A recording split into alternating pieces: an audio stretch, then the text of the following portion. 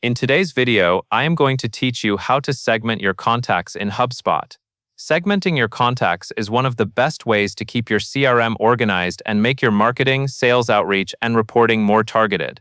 In HubSpot, one of the simplest ways to segment contacts is by using lists. Lists let you group people based on shared details, like lifecycle stage, location, industry, or any other contact property you track.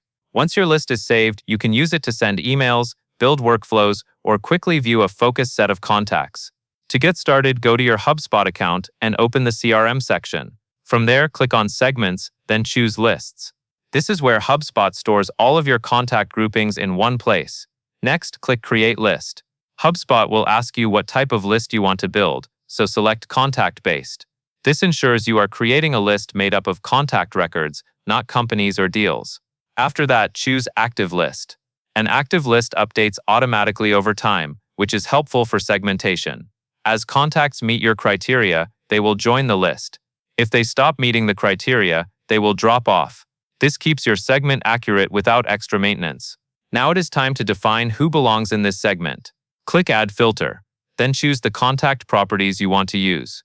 Contact properties are the fields stored on a contact record, such as job title, lead status, or any custom fields your team has created.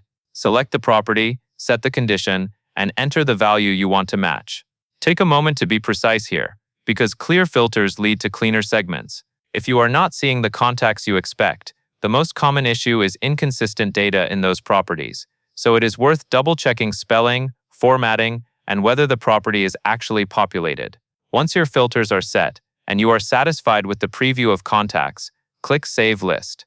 Give the list a clear, descriptive name so you can find it later, especially if your account has many lists. Finally, click Confirm to finish creating the list. Your segment is now saved, and because it is an active list, it will continue updating as your contact data changes. That covers everything you need to know.